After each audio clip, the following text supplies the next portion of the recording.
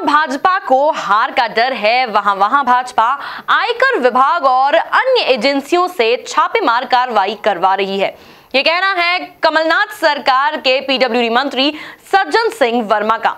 अपनी बात को आगे बढ़ाते हुए सज्जन सिंह वर्मा ने पीएम नरेंद्र मोदी और भाजपा अध्यक्ष अमित शाह को तानाशाह करार दिया है। देखिए एमपी न्यूज की इस खास खबर में। देश भर के 50 स्थानों पर 300 अधिकारियों द्वारा किए गए राष्ट्रव्यापी ऑपरेशन इनकम टैक्स रेड को लेकर अब कांग्रेस और भाजपा में जुबानी जंग छिड़ गई है।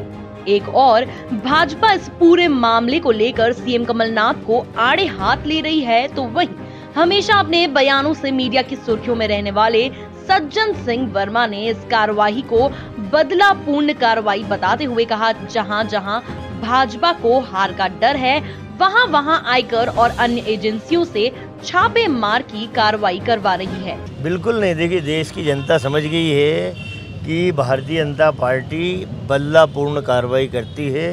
तथ्य कुछ भी ना हो, लेकिन जो मशीनरी है, जो संवैधानिक संस्थाएं इस देश की है, चाहे सीबीआई हो, चाहे सीवीसी हो, चाहे इन्फोर्समेंट डायरेक्टरेट हो, इनकम टैक्स, इन सबका उपयोग भारतीय जनता पार्टी हथियार के रूप में कर रही है, राजनेताओं पे आक्रमण करके।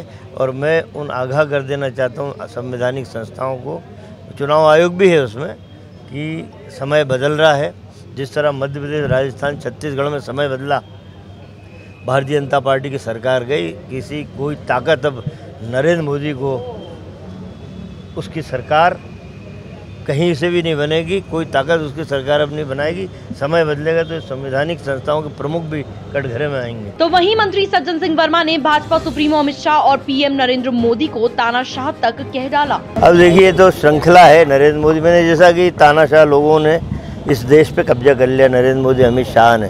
पहले मुलायम सिंह जी के बेटे अखिलेश यादव के वहाँ छापा मारा, फिर मायावती पे दबाव बनाया कि गठबंधन, उन पे छापा मारा, फिर ममता बनर्जी के आसपास के लोगों पे छापा मारा।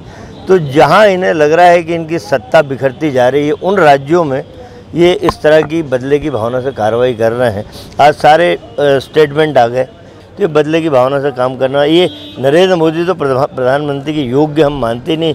जो भाषण का स्तर है, ये एक पार्षद के लेवल का मैं समझता काम कर। मैंने तो देशद्रोह इसलिए कहा, देशद्रोही है कि जिस पार्टी, महबूबा मुफ्ती की पार्टी के लोग अपने सेना के जवान जब आतंकवादी को पकड़ने जाते हैं, उन पे पथराव करते हैं, और उसी महबूबा मुफ्ती से साठ-गांठ करके वहाँ पे सरकार बनाई। महबूबा मुफ्ती मुख्यमंत्री बनी, बीजेपी का एक व्यक्ति उप मुख्यमंत्री बना। तो असली राष्ट्रद्रोही तो नरेंद्र मोदी है। इस दौरान सज्जन सिंह वर्मा ने इंदौर के उम्मीदवार को लेकर पूछे गए प्रश्न के जवाब में कहा, बीजेपी से ज्यादा दमदार उम्मीदवार हमारे पास है। भारतीय जनता पार्टी के उम्मीदवार के बाद ही कांग्रेस अपने उम्मीदवार की घोषणा करेगी। नहीं, देखिए सारी सीटें तो हमने तय कर दी, बहुत सारी। इंदौर भारतीय जनता पार्टी तय करे ना, उसकी सांसद थी 8 बार, हमारा तो कोई रहा नहीं। वो तय करेंगे, उसके हिसाब से हम करेंगे। ऐसा तो मैं नहीं बोल सकता। देखिए, हम बड़ी बातें नहीं करते कि कांग्रेस मुक्त भारत बनाएंगे, हम ऐसा नहीं बोलते कि नहीं, उम्मीदवार हैं, पर उनसे वजनदार उम्मीदवार इस बार हमारे पास। भोपाल में कम से कम 1.5 लाख वोट से कांग्रेस पार्टी के प्रत्याशी आदरणीय दिग्विजय सिंह जी जीत रहे हैं। और अब यहाँ भारतीय जनता पार्टी का उम्मीदवार आ जाए, जैसे तय होगा 2 घंटे बाद हमारा प्रत्याशी भी तय हो जाएगा। कुल मिलाकर कांग्रेस की ओर से बेबाक बयानों के बाहुबली माने जाने वाले मंत्री सज्जन सिंह के बयान से एक बार फिर राजनीति गर्मा गई है। बहरहाल अब देखना दिलचस्प होगा भाजपा उनके इस बयान पर किस तरह से पलटवार करती है। Bureau report, MP news, Indore.